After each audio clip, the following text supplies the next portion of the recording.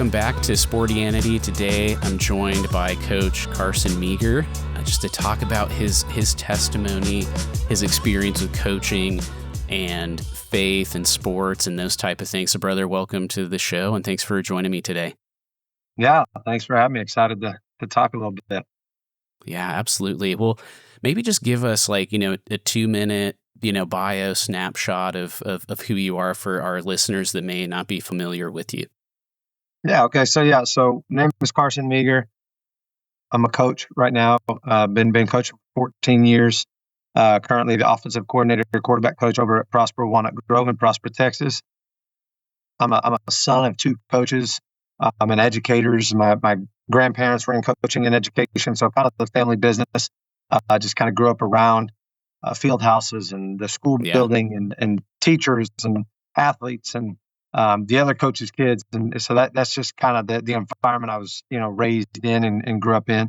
Born and raised in Plano, Texas, just up the road from Prosper. Parents were coaches in that district for 35 plus years, both of them. Graduated from there, played as many sports as I could growing up. Ended up playing just football my junior and senior year in high school. Went off to University of Texas, El Paso, and played there. Was able to earn a scholarship out there and play a little bit out there. Played some quarterback. I've got most of my burn as the holder. Shout out to the specialists of the world. Right. All those holders out there, faceless, all nameless. the holders out. Yes. So I did that. Had a great experience. Made a ton of great friends. I met my current wife actually in high school as well. We did kind of the long distance deal. She was a gymnast at the University of Arizona, which we may end up talking about that a little bit. Kind of a God thing. Ended up unplanned going to UTEP, and she was in Tucson, only 4 hours away. God willing, we made that work. And both when we finished our careers out there, came back to the area. Both got into education. Have 3 beautiful kids. Have been to McKinney for 11, 12 years. Got a daughter that's 10 named Lucy. Got a son that's 8 named Griffin. And then got a little 5-year-old named Layla. And they keep us busy, and we're doing all the normal parent things, all the sports, all the chaos, and just love what we do, both in education. Like I said, I've been a family business, so a little bit about me there. Yeah, no, that's awesome. So you've got some time on a Friday night that you're not coaching, right? It's the off season or something. Where are you taking your wife to dinner?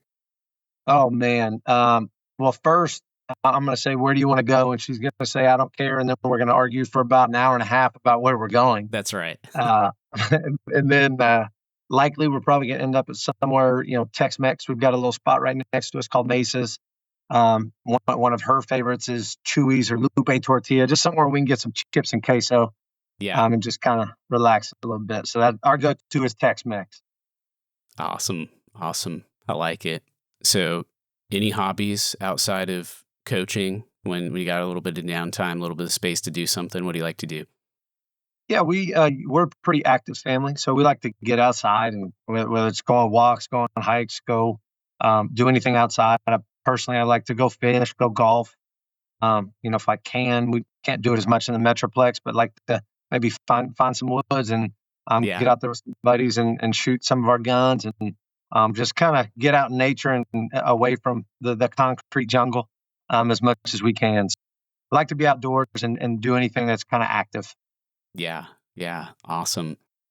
Well, I want you to take us back now to the moment or season in life when Jesus became more than just a name, but really you embraced by faith who Jesus was, right? And what he did for you, and he became the center of your life. Tell me about that a little bit. Yeah. So, I always tell people I don't have like my testimony, my story is not made for Netflix. It's not crazy. It's relatively traditional. And quite honestly, I take pride in that because it says a lot about my family's history. Faith has always kind of been at the forefront. So I really grew up in a Christian household. But specifically to the question, one of the first times I remember kind of being hit in the face um, with me having to actually lean into my faith, and make Jesus kind of the center of my life was I was a freshman in high school, and I tore my ACL twice in the same year. And it was the first really as a young kid, everything's great. You don't Yeah. realize how easy you have it when your parents are awesome, your family's great. It was Mhm. kind of the first time that I really was hit in the face with some true adversity, where some of the things I loved were kind of taken away from me. And what I would say, a lot of athletes probably deal with too is my identity for so long was competing and playing sports and having success on the Sure. field. And my schedule, my time and energy, everything was poured into athletics. And for the first time really ever in my life, that was kind of taken away from me. And I was kind of forced to spend a lot more time being still. Yeah. Literally, physically, emotionally, Yeah, everything. that's Right, I right. couldn't move. I was laid up in bed, and it was the first time that it was kind of the why me moment, right? That we've all probably experienced, like, Mhm. why is this happening to me? And luckily had a great support system around me, but um, really the first time I was forced to reflect and be still and spend time in the Word and try to start grasping, what my identity should be, rather than really, honestly, what it probably was, which was, in my athletic ability or competition, whatever the sport Mhm. of the season was. So that was kind of one of the first moments of my life that I was forced, to rightfully so, to sit back and go, okay, who am I really, right? And what do I Yeah. identify as, and where does my identity fall when I can't go compete and can't go play and try to prove my worth, if you will, to other people. So that was kind of the first time I really was forced to realize, okay, Jesus needs to not just be somebody I read about or talk to when I pray, and really Mhm. needs to be more who I am and a part of my daily walk. Yeah. Yeah. No, that's good. I appreciate you sharing that. And so maybe, growing up, did you see faith and sports as kinda, two separate worlds, or were they always a little bit more integrated for you just due to, kind of the family you grew up in? Mhm. Yeah, so for me, like I said, awesome family, awesome parents. They're coaches. My cousins, my brother, we're all involved in sports, and so just by the nature of that career field that my parents took on, sports and faith were always integrated to me. We always heavily involved in FCA, at the high Mhm. school at Plano. So I sat around when the high schoolers were meeting or praying before their team meals, and also grew up going to really involved in a camp called Kanakuk, if you've heard of it, in out in Branson, Missouri. Yeah. My mom, when she was a young adult, worked there. And she's kind of from Arkansas and had some friends that got her into that. And so we grew up going to those camps, and it was quite literally the integration of faith and sports. So they've always been integrated. Always prayed before games, prayed after games. We always, had an adult that, throughout my career athletically, I'd always hear him say, "Eyes up," and people might have thought that we were talking about, technique or something like that, but it was Sure. really always just a gentle reminder, whether we were doing good or doing bad or anything in between. Like, hey, keep your eyes up, keep your eyes on the Lord, and everything you're doing, and good, bad, or indifferent. So it's always been integrated to me. Like I said, been very fortunate to have great adults in my life to kind of help guide Yeah. me through that, and instead of keeping them separate, kind of being able to integrate them naturally. Yeah. Yeah. And I think it's so great to be able to, point back to specific people that maybe exhibited that better than others. And so maybe Mhm. who was a coach in your life that really modeled Christ-like leadership to you before maybe even really knew how to define it? And what was it that they did differently than other coaches that was helpful for you? So, um, big influence that I had as a player, and then I was very fortunate to work with him once I got into coaching. His name was Steve Thomas. He was a mainstay at Plano. I think he coached and taught for like 53 years. It's wild. And man, for a number of reasons, right? So he was the leader of the FCA.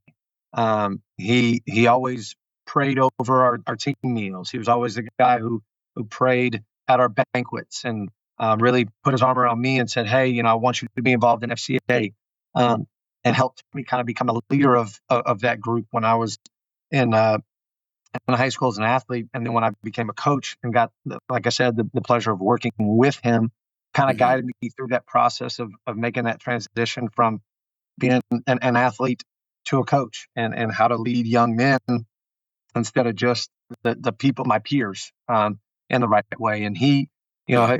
a thought comes to mind. Just I was fortunate enough to go to the last game at the old Cowboy Stadium when they kind of shut it down, and Mm. because the high school I was at was being recognized, and it was in late November, and me and one of my buddies, Rex, and another buddy of mine, Chris, we got in the car, and he said, "Hey, it's gonna be cold." And he said, "Oh, we're good." Naturally, right? 17-year-old kids, like, "We're good, Yeah. coach, whatever."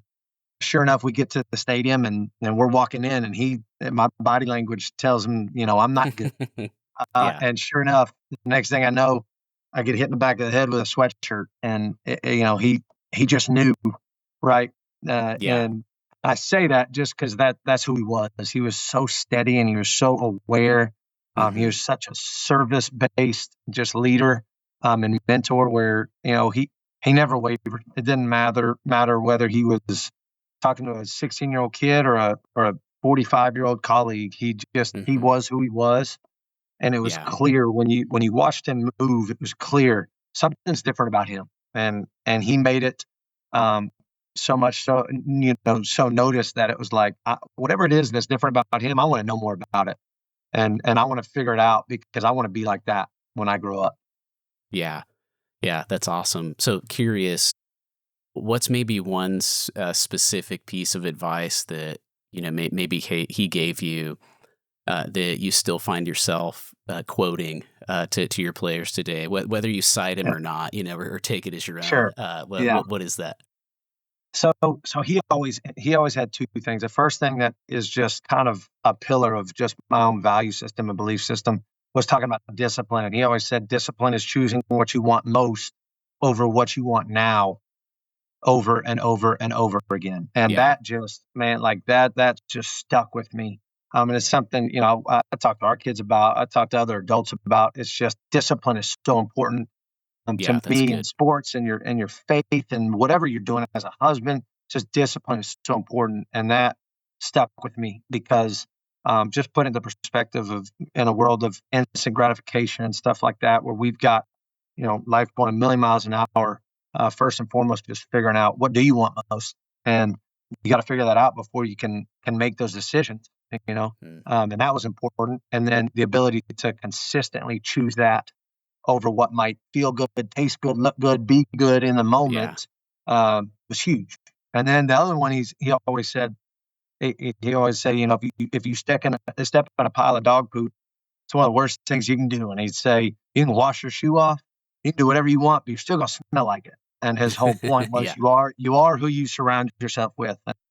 Hmm. That's another big thing that I carry into just kind of my life on a daily basis, and try to pour into our kids is, just be mindful of who you're around, because you're gonna become them no matter how much you want to wash your shoe off, or That's whatever right. it may be. Just who you surround yourself with is incredibly important. So those are two things he just hammered home to me that stick with me. Yeah. No, those are great. I appreciate you sharing that. And maybe why did you decide to become a coach? When was that? Is it more because of these coaching influences? Is it just a general love for the sport? Just tell me about when and why you decided to become a coach. Yeah. So I mean, again, both my parents were coaches, so you know I naturally lean away when you ask, like, who's a coach that influenced you. Really, my Hmm. first answer is my parents, right? Sure. It's not Yeah. not my first answer, but they were both head coaches, so I was able to see firsthand the life they led, and the fruit that they bore from what they did, and the passion they had for it, and the relationships they had. Yeah. I went to weddings of former players as a 7, 8-year-old with my parents, and it was like, man, this is crazy. My parents Yeah. taught or coached these people, and now I'm going to their weddings. And so I've known since I was a little kid, it was always plan A, playing in the NFL, plan B, go be a coach. And so, Yeah. we all know how Those who that can't usually do goes. teach, right? So, yeah, there Yeah, you there you go. go. There you go. So I've known since I was a little kid. So Mm, yeah, no, that's awesome. And so maybe just tell me specifically, football. What is it that you love about football, and you think it uniquely equips young men in particular to be better at, in life? I mean, what is it that you love about the game outside of just the competition, the recreation, but actually the deeper purpose that it serves? yeah, so Matt Rule a couple years ago went viral kind of for a little bit of a rant, I guess you could call it, that he went on, and he just pretty much talked about how football is the best simulation of what the real world looks like and what real life is. Yeah, And that's kind of to me what separates football from others. And I love all sports. Anytime you can compete, like I'm in tic tac yeah, toe, whatever it is, I'm in. But just the dynamic of football, and what it brings from the sense that you're going to have, whether you want to or not, you're going to have 35 to 75 people that hmm, all want the same thing, that are all trying to accomplish the same thing, that all come from different backgrounds, have different situations, have different things going on, maybe different belief systems and value systems, different skill sets, yeah, different things they need to work on, or different things they bring to the table, hmm, and different just personalities, right? Um, and I love the dynamic that football brings from that perspective, because it truly is, nothing we do in this life is on our own. yeah, And so what football does for young men, and shoot, even just coaches, just allows us to work with people and learn how to lead, learn how to follow. Quite honestly, yeah, learn how to adapt and adjust to different situations with different people. And I think it is the ultimate team sport, and I think it's kind of the ultimate simulation for what real life is. And so success to me within a football program, I mean, if you can find a way to have that, then you're going to be pretty, likely to do the same in the real world.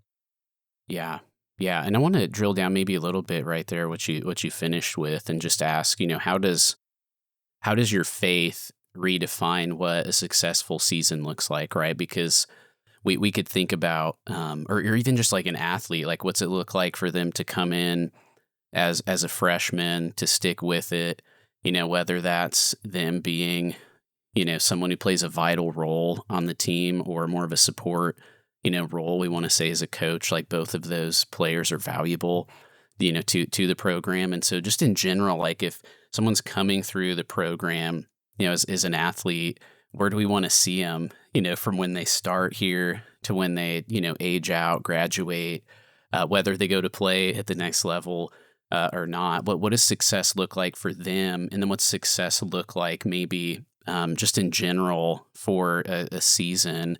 And, how does the Christian faith maybe redefine what that looks like compared to, worldly centered, view of coaching? Yeah, I mean, so you're not involved in sports without just innately wanting to win.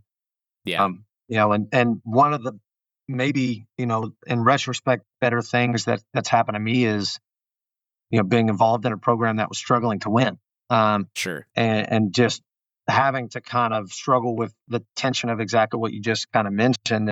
For me, the big thing is I always want to, simply put, generally want to overachieve, Hmm. and uh, really, because it's about the process, and it's about the growth aspect Yeah, of what, our goals are. If we have the talent to be 5-5, my goal is I want to be 6-4 or yeah, better, right? yeah.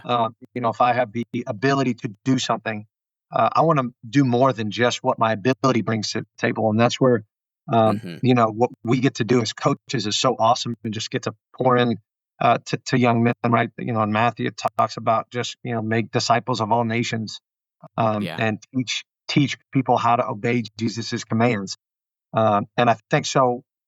To that point, for me, uh, letting faith kind of define what success looks like from my perspective as a coach is am I doing that? Yeah. And if the simple answer is yes, then cool, success. And in my experience, so much of the winning, losing, and the one loss column is just out of our control. And so just really process oriented, and just making sure that, cool. If we're winning, are we doing it the right way? And if we're Yeah. losing, are we doing it the right way? Because at the end of the day, you're always going to run to someone that's better than you. It just is Hmm. is what it is. I've done it more than I'd like to admit. So, Yeah. um, you know, for me, it's, like I said in Matthew, about just making disciples of all nations, and teaching people how to obey Jesus' commands, and just learn how to do everything that comes with football and athletics, just doing it the right way. And if you can, then great, success. Yeah. No, that's really good because I think about a lot of times, you spend a lot of time game planning. You're in the weight room a lot. You're watching film, and you're repping, whether that's formation recognitions, or you're coming up with specific drills to work on a particular skill, facet of the game, whatever.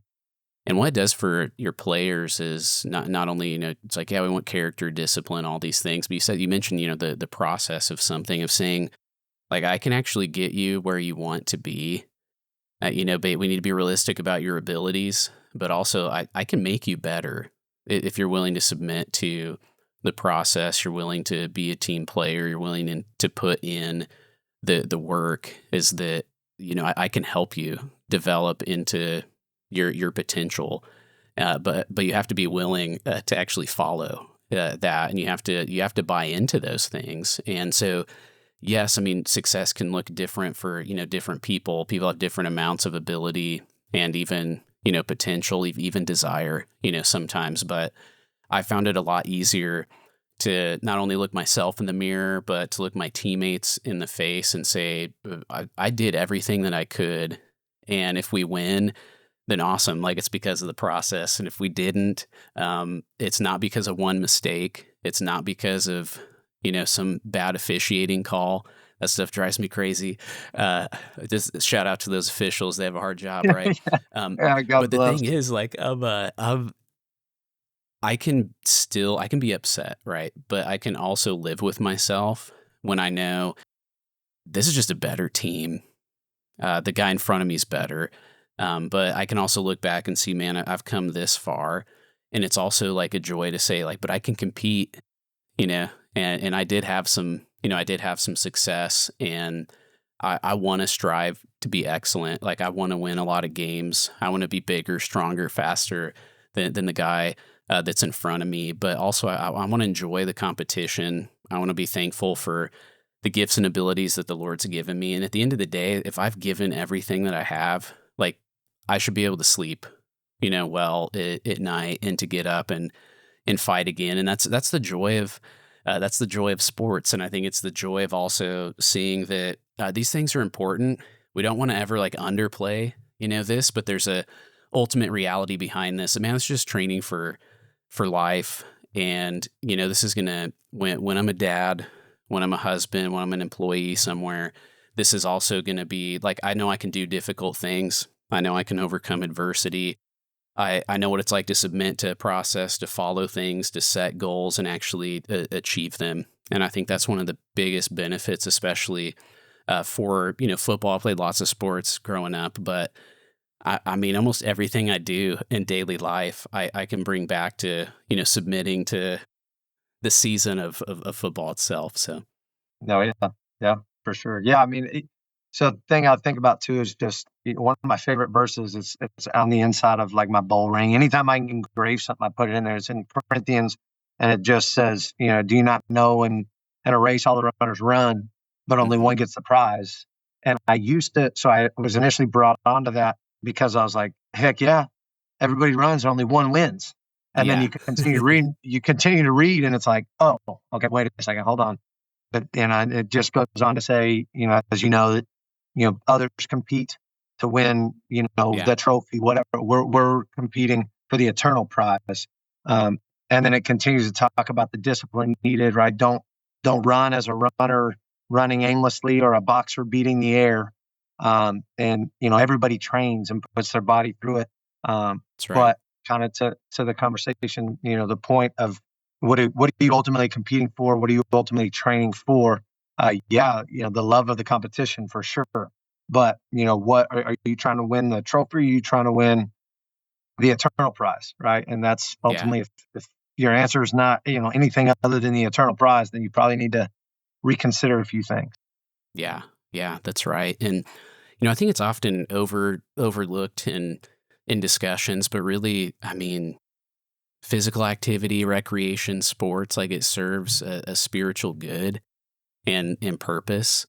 And so there you can think about so much the overlap of just who we are as humans that we're both body and soul, right? And so the things that we learn to do with our bodies, the discipline that we learn, but also just the ability to be like, hey, am I physically capable?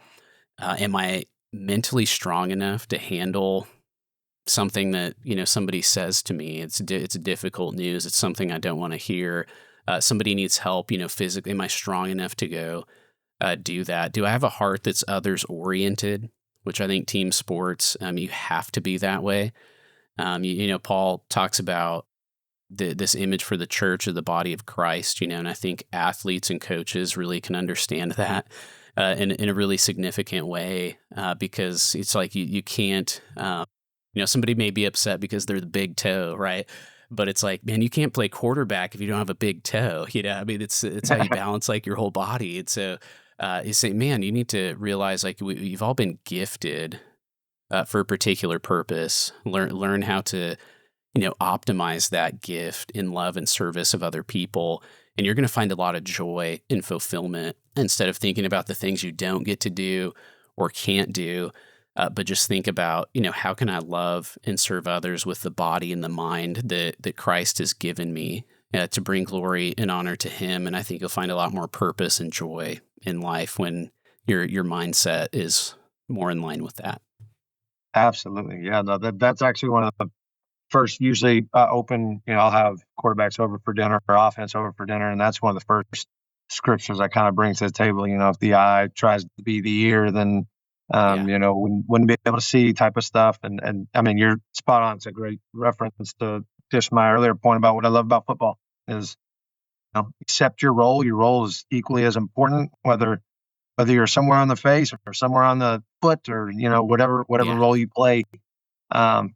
Is equally as important. So that's awesome. Yeah. And I think, if I could just say one more thing there, and I think this, especially for men, like we don't like to admit any type of like need or weakness, it's particularly difficult for us. But I think there's also something freeing in saying, I don't have to be good at everything.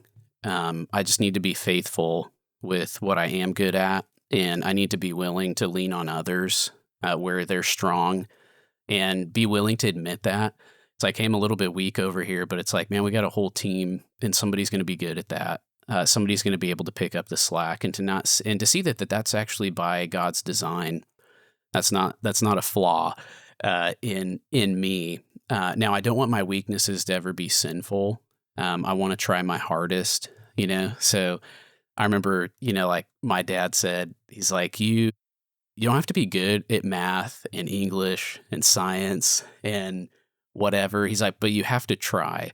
And he's like, if your best is, B minus in, basic art, but it's like, you can get 110 in math. He's like, that's awesome. I don't care, but you are going to try your hardest. I don't expect you to be good at everything, but the purpose is like, man, where you're really good, let's focus on that and let's not let your weaknesses be a liability.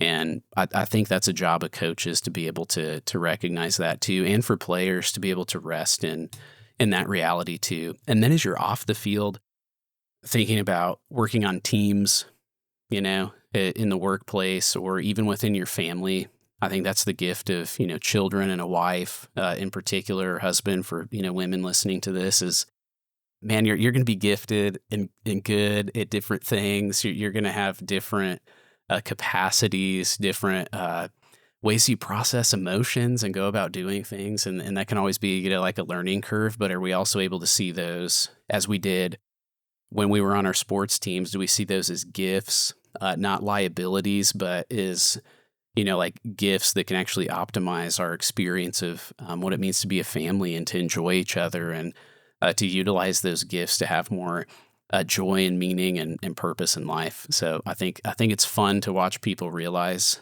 that, and then be able Amen. to go out and actually enjoy life more. So Oh yeah, no, 100%. That's yeah, no, that's the purpose again to me. The purpose of sports right there is, like you said, if you're able to carry the kind of lessons you've learned from sports, and then make sure that at the center of it all is your faith, and then apply it appropriately to, like you said, being a father, being a husband, being a coworker, colleague, whatever it may be. yeah, That's to me the ultimate. That's the ultimate goal. Yeah, it's good stuff. absolutely. I'm curious. You're looking at your roster at the beginning of a new season. What's the primary prayer that you have for those athletes that really has nothing to do with stats and in a win column? Not that those are bad to pray for success and those things, for them to taste those things, right? The fruit of their work and those type of things, that's totally legitimate. But what would maybe be just one prayer for those athletes that doesn't have anything to do with that? Yeah, so this kind of just ties into my whole belief we've kind of talked about in general. Is just you know, like regardless of where you start. For me, my prayer for each kid is when we look back in a year from now, or after this season, or after this off season phase, whatever you want to stretch or shrink the time to, did you grow? And we Hmm. all have strengths, to your point. Weaknesses. Are we growing? Right? Are we getting better? Um, am I doing a better job of maybe the words I'm using? Am I watching my tongue more appropriately and better? Hmm. Am I treating my friends uh, better? Am I behaving for the teacher better? Am I completing my classwork better? Right? Am I Yeah. being more coachable? Is my daily walk improving?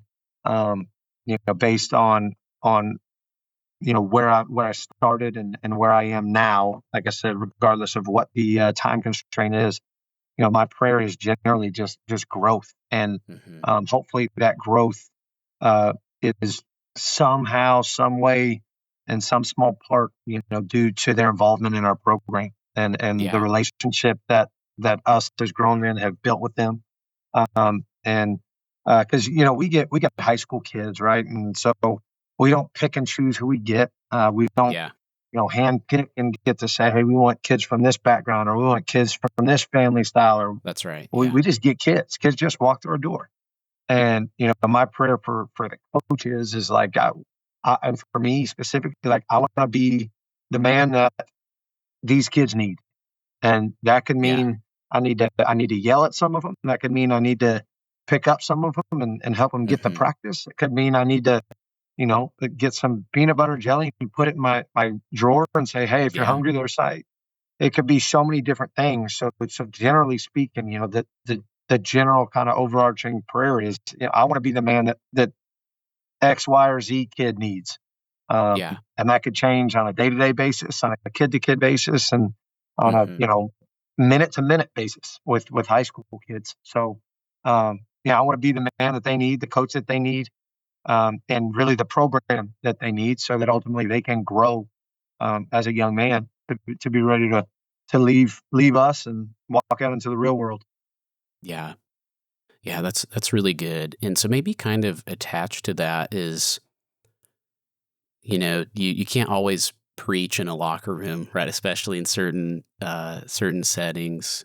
So how do you let you mentioned some things already, but how do you let the gospel speak through your actions when you can't use your words, or you could think through, how do we let it affect our coaching philosophy in a way that is noticeable It's different, but maybe for some that are more hesitant would say like this is still appropriate for the setting that we're in to also be faithful to let the gospel influence what we're doing, even if we're in like most coaches in a secular setting, right? Yeah. So for me, it kind of stems back to what I talked about, like Coach Steve Thomas, how he influenced me, and how, when I just watched him move and watched him speak and watched him do things, it was clear that something was different about him.